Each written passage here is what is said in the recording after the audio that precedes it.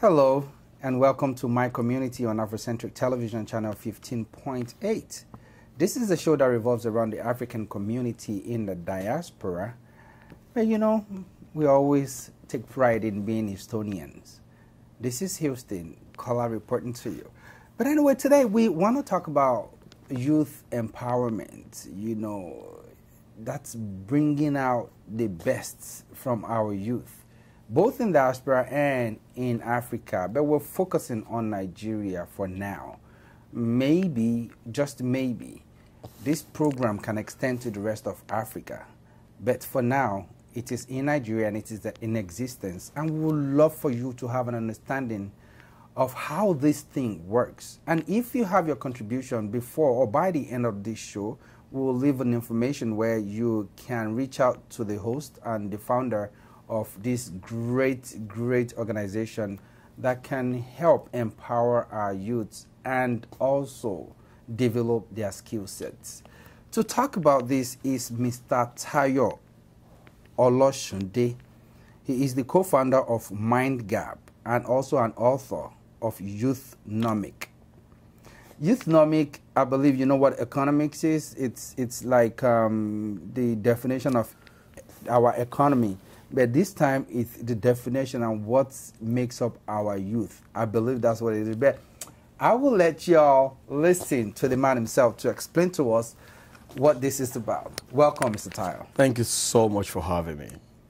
Well, I learned you came in all the way from Nigeria for a conference. Yes. And also get to see your family and friends and stuff. Yes. Well, you are the co-founder of MindGap. Yes.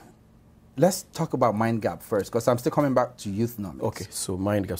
So thank you very much, like I said. So MindGap is 11 years old now. We started 2008 after some 8 years of work in banking, you know, telecoms and technology. And so the motivation for starting MindGap basically was the usual statement you normally hear that Nigerian youths are not employable. I mean, I was particularly very unhappy with that statement. I haven't been in HR for 8 years, and I keep hearing that. And I realize that the definition of Nigerian youth not employable really sounded like my name. But that time, I'd work in a consulting firm, I'd work in a bank, I'd work in, perhaps I won't mention the name, the biggest, the most successful, you know, software development company in Nigeria. Oh, wow. Right. And what people used to say Nigerian youths don't have will be a description of my life. And why would you say that? Okay, so a lot of people used to look at Nigerian youths within the context of the class of degree they finish with. Academics. And when I got my first job in Lagos, I didn't have the class of degree that my employer was looking for. The only thing I had was the kind of principle I've been teaching our young people in the last 11 years, which is basically what skill, what natural quality talent do you have? What's your strength that can add value to somebody else, that can solve a problem? I think the whole world needs that.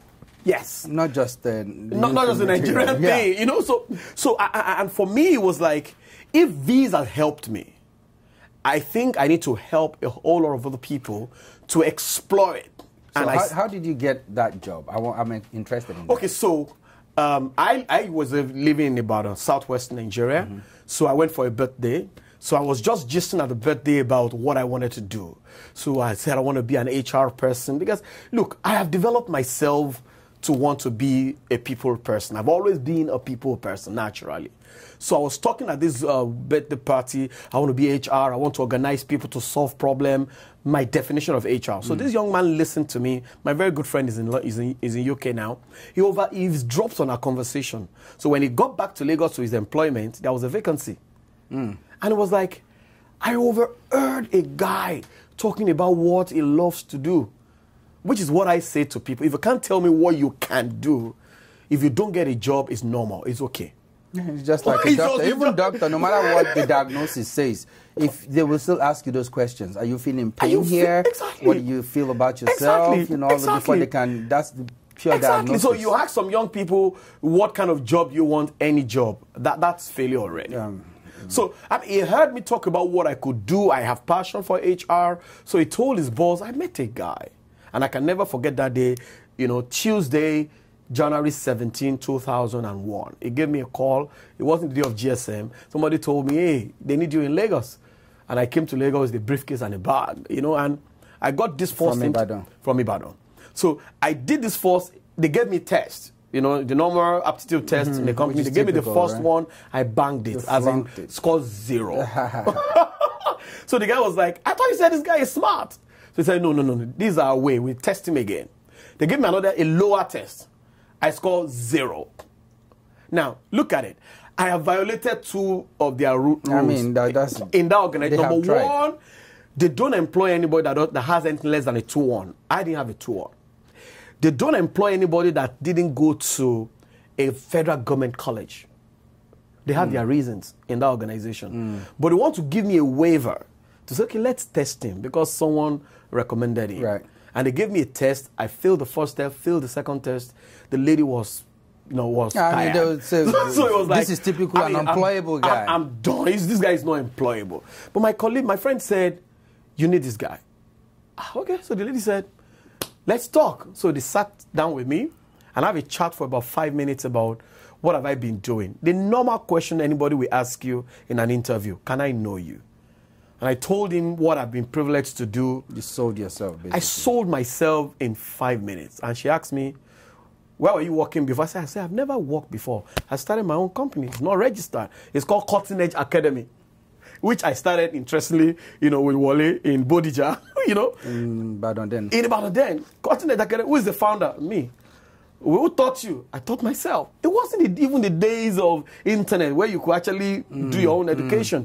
So what are your methodologies? I said, this is what I do, this is what I do, and what are your success stories? I said, Ali, I have about 3 businesses that I'm actually, nurturing. I'm talking about 2001. And the guy said, what are your methodologies? I was like, this is what I do, this is what I do. And this is how the you guy go said, about doing the guy said, okay, hold on. So, it was a husband and wife kind of business. Okay. So the husband, who is an Igbo man, doesn't have time for no time. He came in to just it was like, hey, Ndo, my boss is late now. He said, you need to sit down and listen to this guy. The guy said, me? This guy that cannot pass ordinary tests. I don't have time to waste. I have a consulting assignment that is starting next week, Monday, which is why they brought me in. The wife said, you need to sit down and listen to this guy.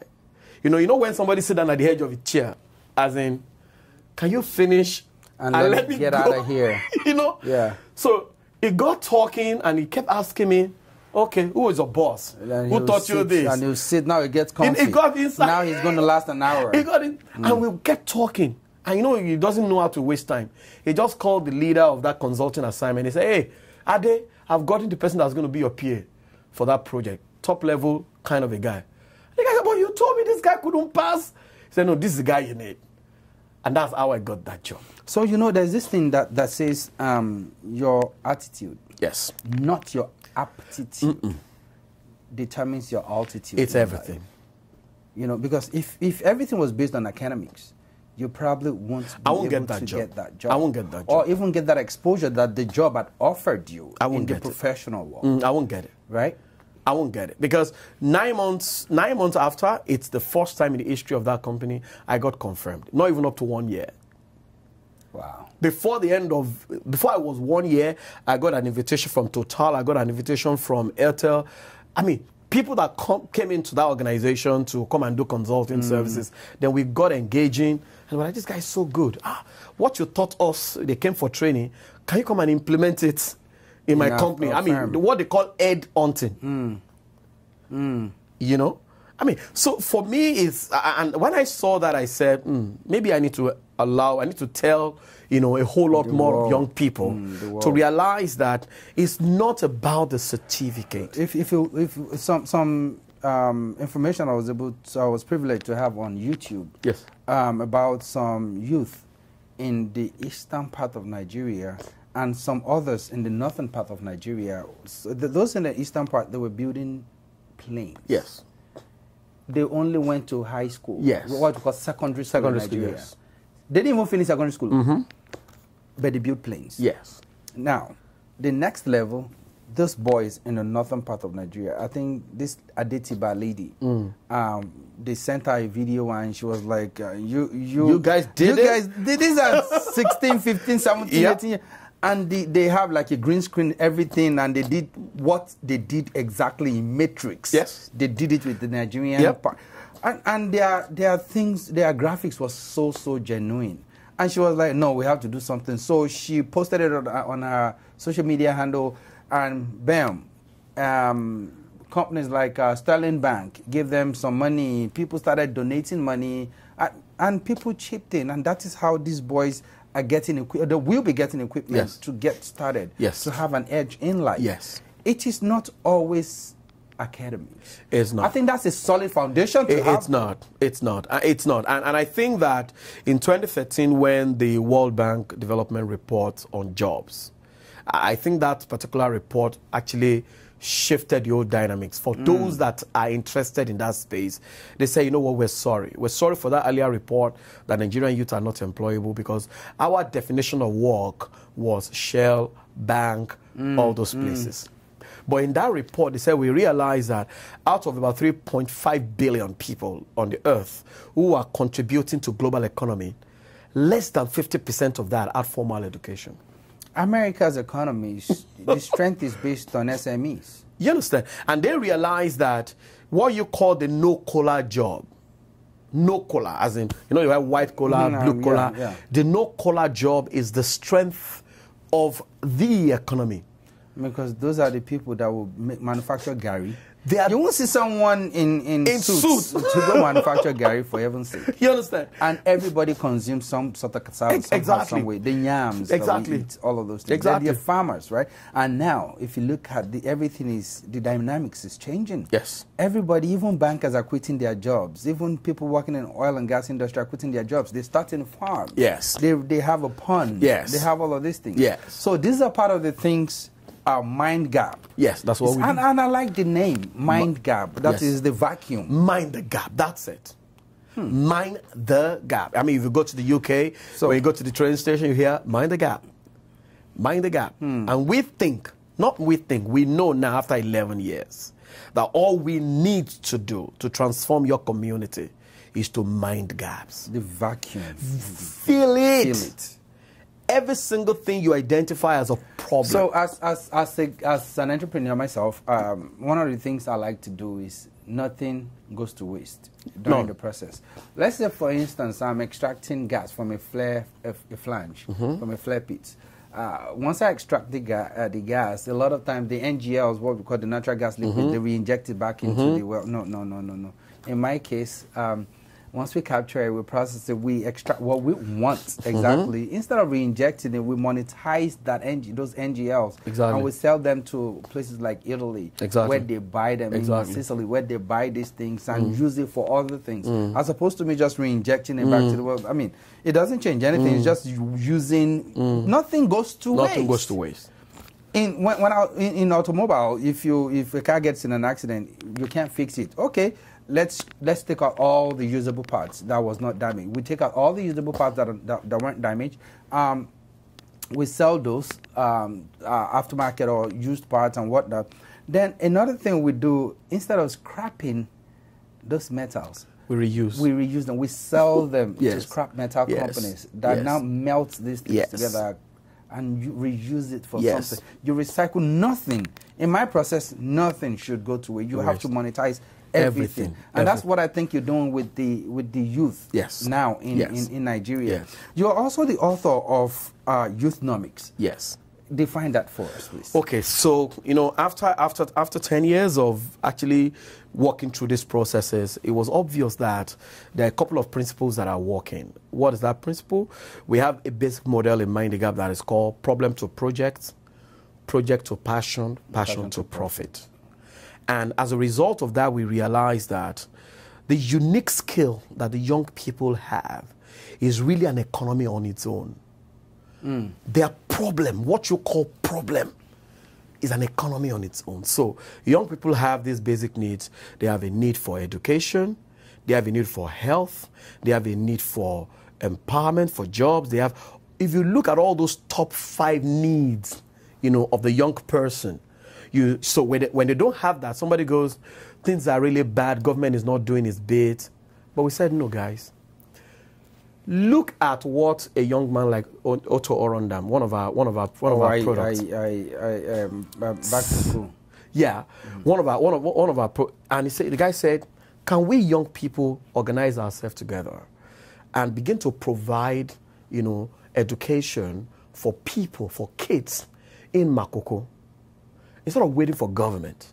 We organize ourselves. What those kids in the Makoko is not with the government, it's with us. So we provide that skill. So you are a doctor. You have some skills, some knowledge that I, as another young person, needs. You don't need government to tell you to offer your services to me to meet my need as another young person. So when youth service youth, which is like, I'm a doctor, I have all of you guys here.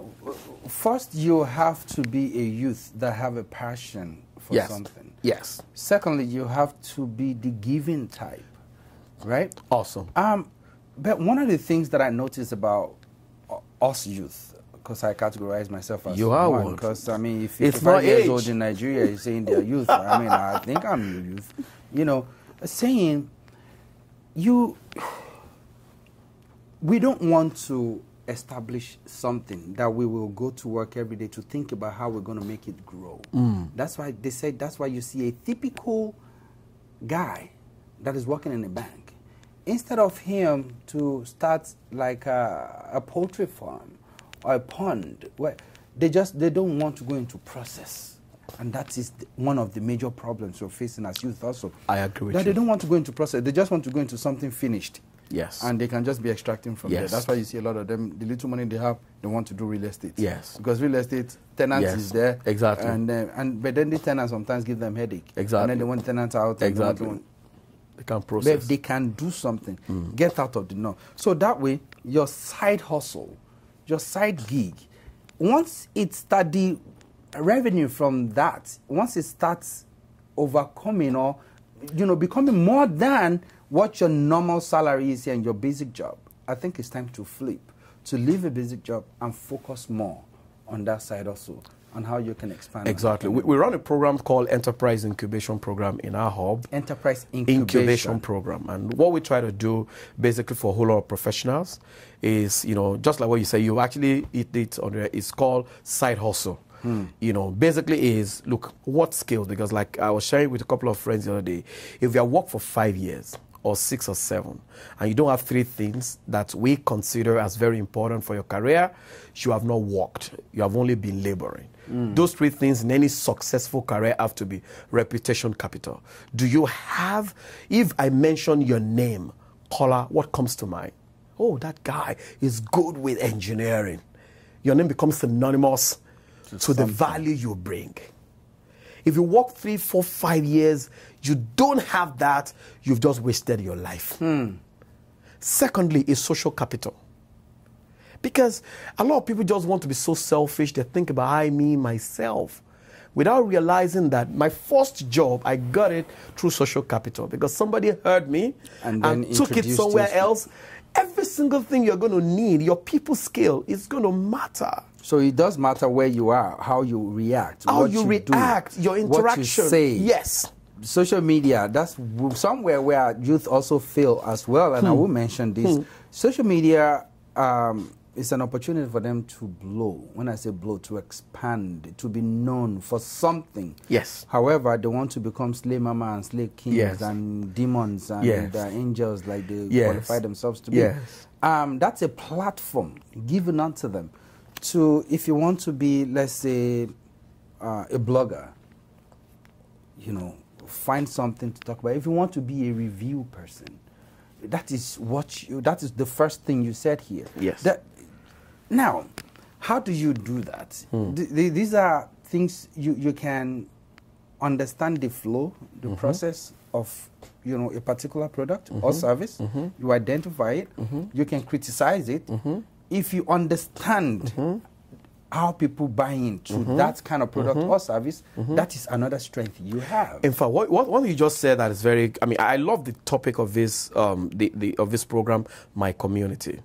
Because like I said to earlier, Mind the Gap actually registered with CSC. We are a community and youth development organization.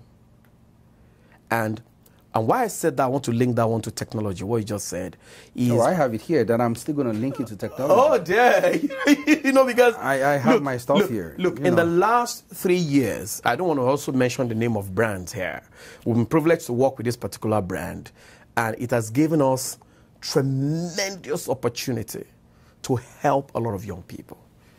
Leveraging on how to make the most of the web. And personally, and as an organization, we have moved from bootstrapping, to almost like we are turbocharging. Because you see a lot of people say, oh, we are just startup. You need to grow up at some point. You understand? And we found out that technology, even as little as social media, is becoming such a magnificent platform to do that.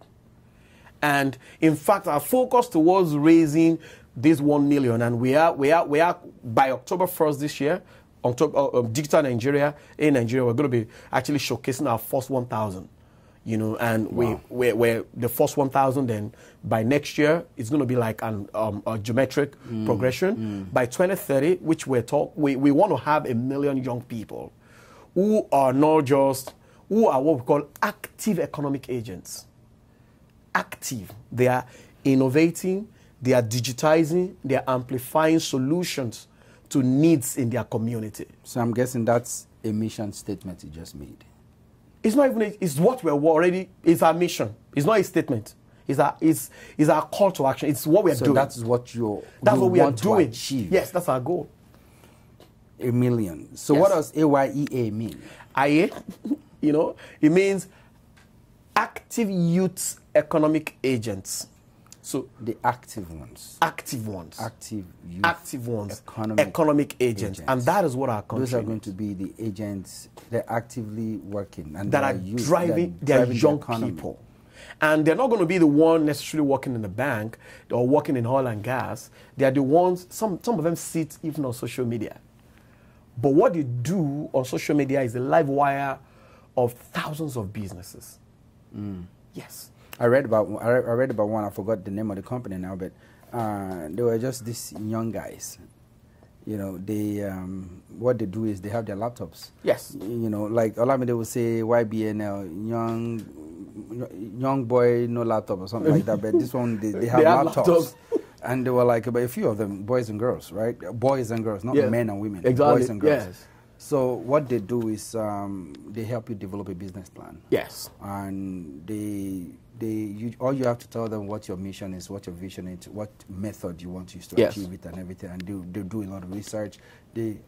Within a week or two, they put things together and they email it to you. As long as you sign the agreement, they email it to you and give them a deposit, of course. Yes. And they email it to you. Once you buy in that and it helps, they become your consultant automatically. Also. And this was how a company needed to do something, and they needed to defend the project, I think. But fortunately, it became one of the things that these guys had done before. So they were able to build up on it. They leveraged on that, they built up on it, and they were able to deliver to this person the night before the presentation the following morning. The person stayed up till about 2-3 a.m. to review it. This was overseas though. I think it was somewhere in Europe or in the United States, I'm not sure. He was able to review it. I'm like, oh my goodness. Yeah. How did you guys do this? The turnaround was swift, and and this is deep. Right on point. Deep. Yes. It was like, let me work with this. Once I finish, I need to come back with you guys. Exactly. The person flew to Nigeria, sat with these guys, and immediately dropped with them some millions of naira. And said, you know what? We will keep you guys on retainer. And that's how these guys became an entity. And they are in their numbers, which is one of the things I keep saying to people. You see the dark side of Nigeria, and they are real. A lot of people need to know the real side. But the real side of Nigeria is real. And these young people, they are solving problems. When I found out about Silicon Africa, Silicon Nigeria, in Yaba. Johnson, they're solving problems. They are right now, Nigeria, a particular company in Nigeria, I can't even mention their name right now, they cannot meet up with the requirement from Europe, from all over the world, of people requesting for people that codes from them. Wow. Why? Because these guys, they are churning out developers like piece of cake. And these are not guys with gray hairs. These are guys just getting out of some colleges, university, IFE, Unilag, who are just... That's similar to what Andela does. I don't want to mention their name. Hey, you just did it. You just did it. I can't. You know, no, because we take pride in them. They are Nigerians. And I take pride in things like this. Mark Zuckerberg had to come down to Nigeria to invest in this guy. We need to let the world understand that the minute percentage of Nigerians that are into fraud, that are into negative they don't stuff, represent these young people. They do not even. They don't But you want to ascribe them to Nigerians are no. Some of us are working hard. Some of us are geniuses. Yes.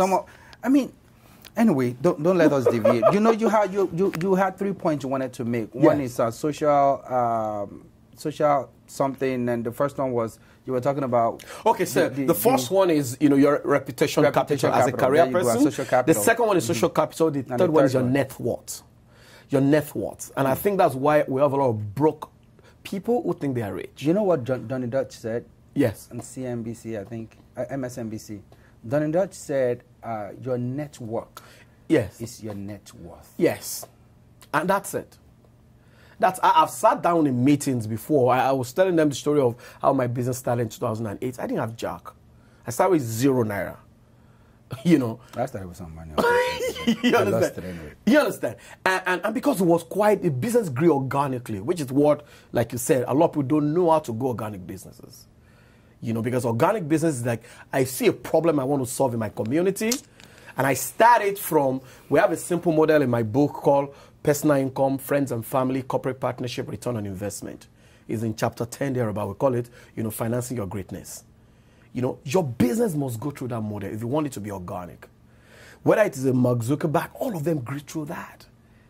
But a lot of people just want to push money, quick win, turn it around. And that has been the problem. So they don't educate these young guys enough to let them understand that what you build over time is what lasts. It lasts. You have to first have a solid foundation. But a lot of people just want to leap. They just want to put money where money works for them. You're not even as wealthy or rich enough to make money work for you. You're still working for money. You're working. In fact, one of the things we do in our office in Lagos and Abuja is we run a program that is called We De-Risk Innovation. De-risk innovation. Innovation. Because we know a lot of all these young people want to do stuff. But they don't have the privilege of, when you come to the States, if your business is running bankrupt, you can file for whatever they file for. They don't have that. People need to have backup. So we, in Mind the Gap, we create in our hub with de-risk innovation. So what do we do with de-risk innovation? First and foremost, you have identified what you want to do, a problem you want to solve. Can it help 10,000 people?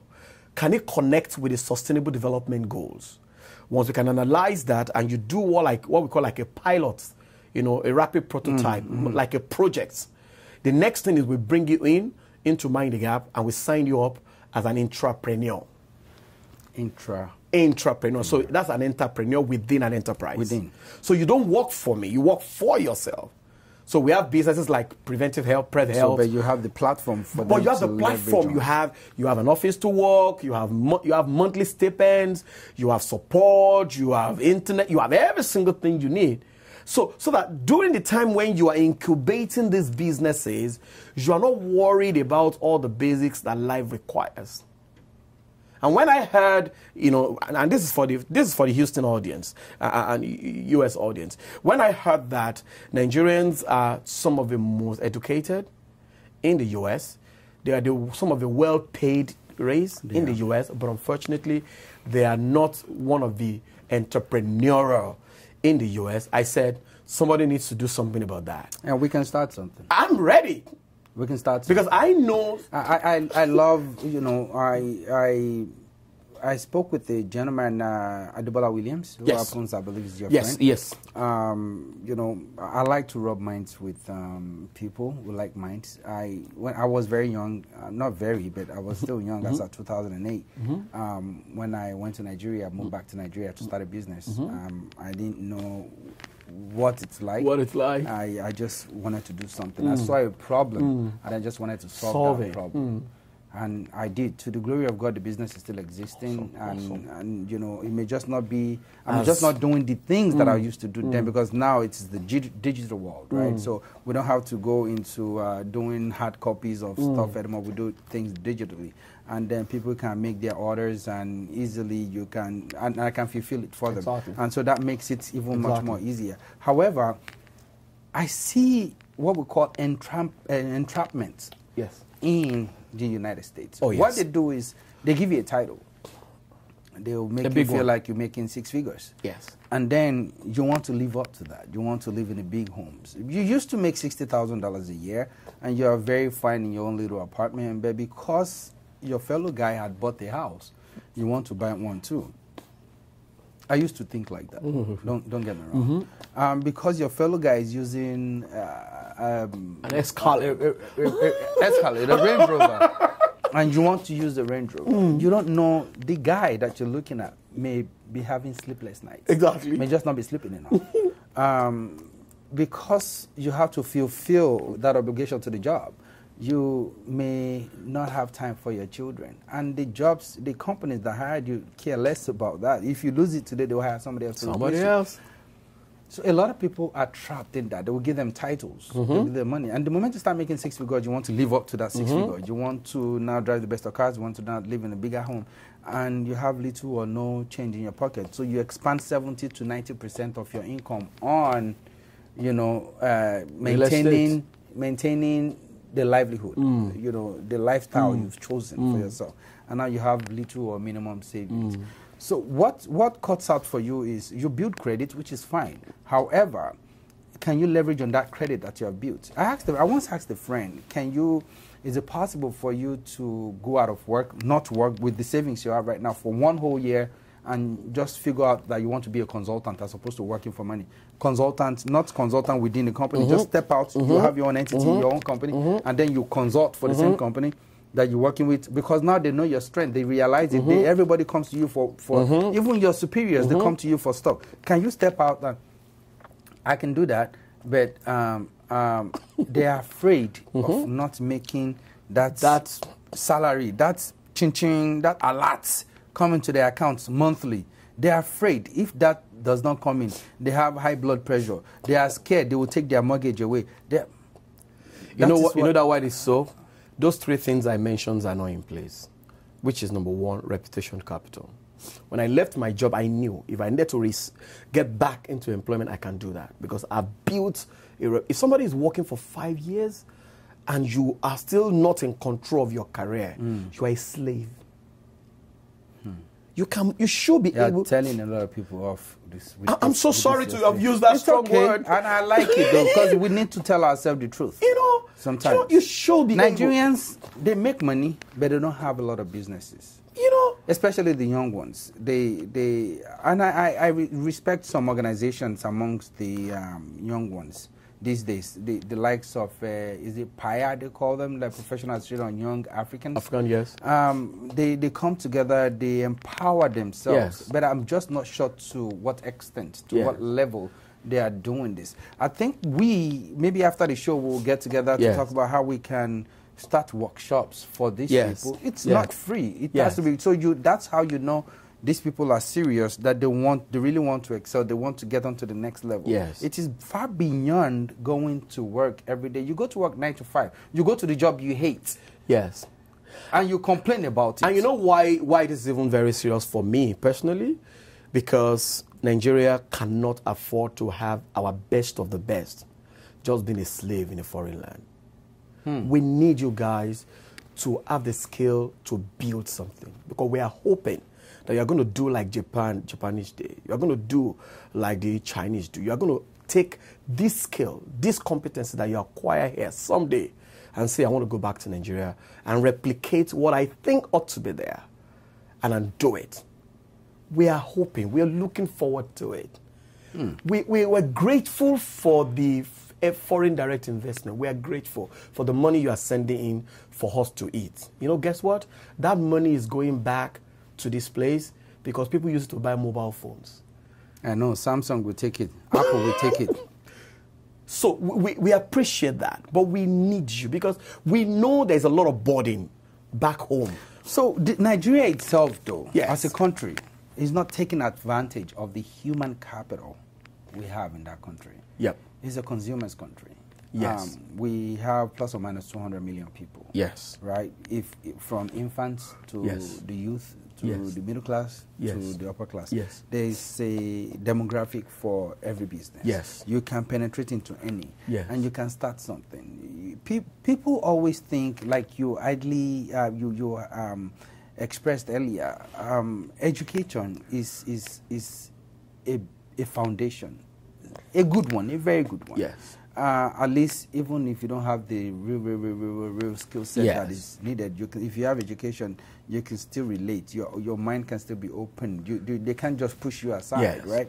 However, you need to develop your skill set. Skill set. You have to be known for skill something. Set. Skill set. Right? What happened to trade schools where even before they call what we call industrial attachment? It's still there, ITF. Do they still do it? They do it, but not at the level it should be. Yeah? Yes, not at the level I it know should be. back then, people usually from their maybe second year, if they go to a polytechnic, yes, they still do it. It's they go for compulsory. the industrial attachment. It's compulsory. Sometimes, when the company identified the skills, You have to come back they after you retain HND. them. Yes. They already give them automatic employment. Exactly. And they support them through their HND. And yes, then they hire them. Yes. Back. I don't see that happening as much as it used to be. It's still happening, but, you know, for example, like I kept saying, you know, we cannot keep all these things at the basket of government, which is the orientation I'm hoping we can begin to really shift. Look, I don't know whether one can say this. If America was supposed to just be not the hustle of the 200 or 300 million plus Americans, this country is going to be dead. You know, a friend of mine said to me since I got here, he said, every decent person in America works really hard. They do. They do. And they get home tired. He said they work hard. Yeah, they do. And that's it. So, and that's what we need to also realize that. So when was the last time you said, "Oh, I'm not pointing anything out. No. Government is not doing this, so I'm just going to start complaining at home." Hey, Baba, you'll be hungry. So that Plus, bills don't stop. don't stop. It's a capitalist country. Bills don't stop. You have to keep working. And that's exactly what we need in Nigeria. It's a mind shift. And that is why even people in the diaspora also need. You see a lot of things that's not working in Nigeria. You are not the one to be saying, this is your country, is this, all those names. No. When you say that, you reinforces weakness. You reinforces a whole lot of laziness at home. And get who takes the burden? You. Because that kid that you're telling Nigeria is not working and you are reinforcing it, he say, yeah, Nigeria is not working, so I'm not Then working. he learns to believe that. Then you are the one paying him. You are the one laboring here to send money home for him, to eat, to drink, to live in a home. So let's quickly talk about your methodology. Yes. What are the processes like from, say, Kola? Yes. I am not... You are fortunate to have someone speak on your behalf. Yes. And also, you are someone that is speaking on behalf of others now. Yes. And giving them a platform Yes. to bring up their qualities, their Yes. unique qualities. Yes, unique. That's the word. You know. That's the word. So, what is the process like? Say for someone like me, I have never been in business, but I Yes. want to do something. Yes. But I've worked in, I'm just saying, Yes. in a field. Yes. And I'm known for this. Or Yes. maybe I just didn't know it. Yes. How can you help me Okay, it's identify simple. it? So this is it. I was at a gathering where we have a lot of young people. So a senior friend said to me, "These guys are just confused. These guys are young people." I said, "Let me tell you, they have a right at this point of their life to be confused. But if we cannot guide them, then we are confused. We are failed, not just confused. We are confused, and this is the model. So what we do is, and I'm saying to everybody that have young kids in Nigeria who don't have a job, they say, I'm looking for a job. This is the model. First and foremost, sit them down and ask them to go online and do a simple SWOT analysis. Strength, weakness, opportunity. Is free of charge. Do a SWOT analysis, because if you don't know you, that's the first point of success. Know thyself. Do a SWOT analysis. If you do a SWOT analysis and SWOT analysis is like a mirror, who tells you where your strength, weakness, opportunities are. SWOT analysis, by the way, is SWOT. That is, S stands for strength. Yes. W stands for your weakness. And O stands for the opportunities around you. And T for the threats. Things that can against you. Against whatever. So I just need you to understand that. Yes. So get them to do a personal SWOT analysis, because self-discovery is the first point of success. That's what we do for our guys. So once you do that SWOT analysis, if you have direct access to me, I sit down with you and ask you, give me a roadmap on how you want to actually build up on this your strength. And tell me, who do you think need this your strength? And I'm not talking about big corporation. Who in your community? So I have a young guy that runs a project that is called Edupreneur. This guy didn't get a good degree, and he said, I can teach. I can really teach, and I'm tired of complaining. I like this preneur, the way the preneur is coming at the end of everything now. Yeah. Edupreneur, ecopreneur, everything is preneur. Solutionpreneur, healthpreneur. Every problem has an entrepreneurship dimension. It does. It does. So she looks at it, she said, look, I know my story. When I was growing up, I did jumps 4 times. And I don't think every other person should have to do that. I want to solve that problem.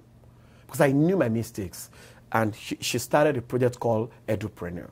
What does she do? She helps to manage the after-school experience of Nigerian students.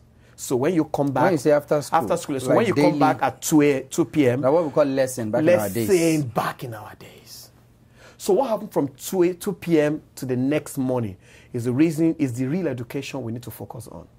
You know, it's funny. I'd said some things in my church in the time past, like you rely on teachers to do stuff. These teachers are only with your child 2 hours at church. In their school, maybe another 6-8 hours. 6 hours maybe, because they go in the morning at 8 and they're done by 2 in the afternoon. Yep. And, so you tell me, who has the most work to do? Who has the most? And in fact, the analysis we did the other time when just having a chat before the camera was that, look, every society has 5 institutions. The family, the education, moral, economy, and government. Those are the 5 institutions that makes any society. And I like the fact that government came last. Government is the last. Because their job is to really be like an umbrella. Make policies that will affect. Policies that will affect everybody. In fact, we also have what we call policypreneurs. Which is one of the big things we're pushing right now in Nigeria. People say, hey, Nigerian government policies don't get implemented. It's not for government to implement policies. It's for government to formulate policies. Then you see that policy as something you want to be a part of, like you were discussing with me earlier, energy to gas, it was a policy. Somebody said, no, I need to be a part of that. So one of the things I normally encourage my friends who say they are ready, back to that thing is, especially for the professionals, look for a policy of government that you are interested in. Go on social media, Twitter, follow the handle of Fashola or anybody that is handling it. Just want to know. Be informed. You must first want to know. You must be inquisitive. Be informed. I know people that have gotten some leverages just because they are following some certain handles on Twitter. Just following that handle, and the moment the person retweet, you retweet, showing the person you are an ardent follower of what is happening here. I like this guy, OVA. I've forgotten his first name, OVA. I think he should be part of the information system in Nigeria. Okay. What he does on Twitter is phenomenal. What I have never heard of before. I'm sure Lai Mohammed probably might never have heard of some things that these guys know. He's privy to have this information and he will share it. Nigeria is building this.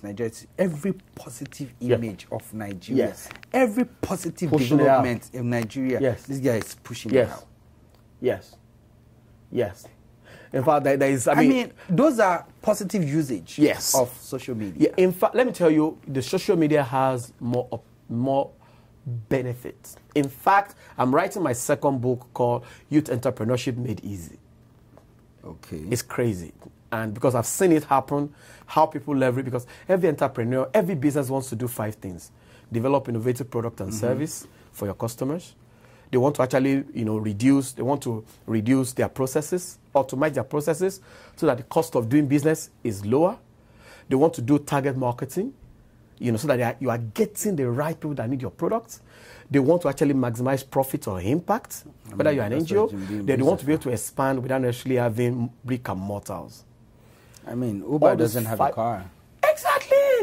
All those 5 things, technology, this mobile phone can deliver it. So let me quickly wrap up on those methodologies. Number 1, the guy does SWOT analysis.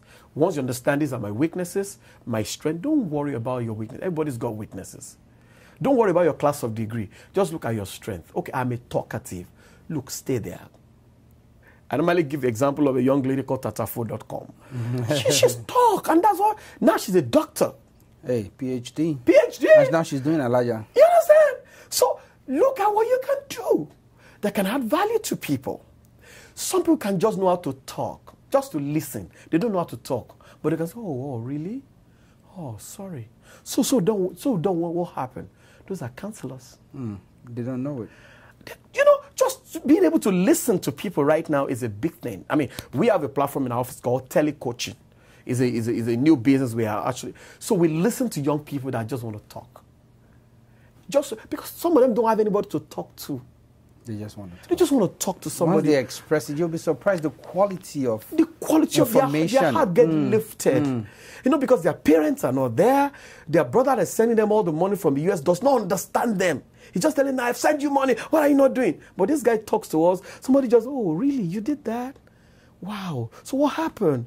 Oh, so I tried. It didn't work. Oh, I understand. Sometimes being able to listen with empathy, it's an economy on its own. Which is huge. Never. Okay. So the moment you recognize that you do this SWOT analysis, you are able to get something, the next thing for you to do, go and identify the problem that you can solve. And of course, that might now require some technicalities of following. And I tell you, we have a link that I said I was going to share. Even for example, I'm going to actually give a free copy of my book.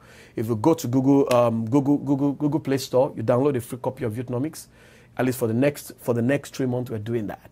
You will find the simple guidelines on how a young person can identify what you want to do inside that. It's a free copy. And inside that free copy, we now have also what is called a path to leadership. A path to leadership. A simple 5 principles that you need to walk through, that because we believe that leadership is not just a position. It's a prestigious lifestyle of empathy, vision, competence, influence, and impact. I dare anyone to appraise him or herself based upon all those 5 things and see how life goes into autopilot. Mr. Tayo Oloshunde. Yes, please. I have more to ask. Yes, sir. But we have to round up. Yes, sir. So briefly, tell us how we can reach you, how we can get on that website. I know you have more than one. You have the one Youthnomics. Yes. Right? That's one. And then you have another one for Mind the Gap. The Mind the Gap. Yes. Can you share these two with us? Mind the Gap is www.mindthegap.ng. Mind the Gap, mindthegap.ng. Once you get there, it's very interactive. Then same thing with Youthnomics. Youthnomics is spelled www.youthnomics, Y-O-U-T-H, Youthnomics, Nomics.com. When you get there, you have a free book waiting for you on Youthnomics. So go there, and if you have a mobile phone, just type on Google Play Store, just type Youthnomics and download a copy. One word, right? One word, Youthnomics, and download a copy of Youthnomics, and let's start having a conversation. Is there a bot, like a robot, that one can live chat with?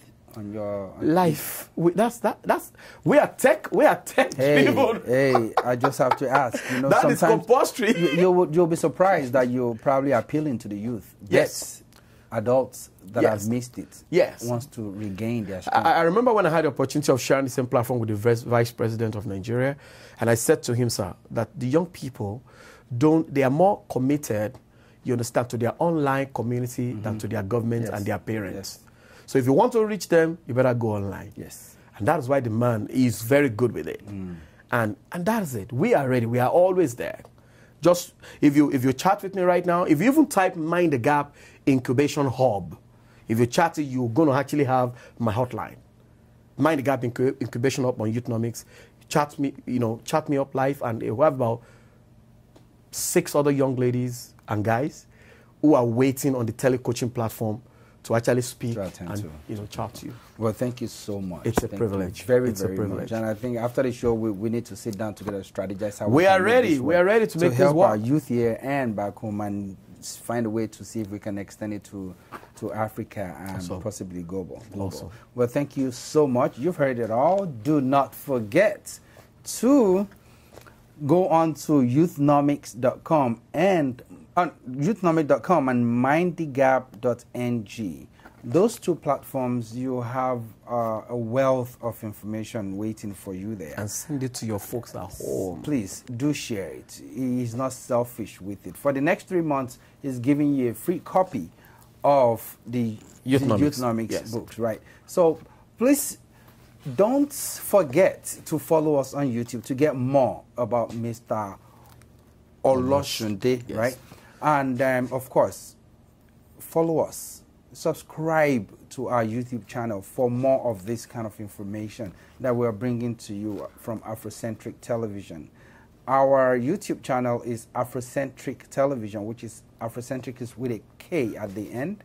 And don't forget to follow us on Facebook and Instagram at Afrocentric TV. Until next time, do not forget, this is Houston. We're bringing you the best from Afrocentric.com. Take care.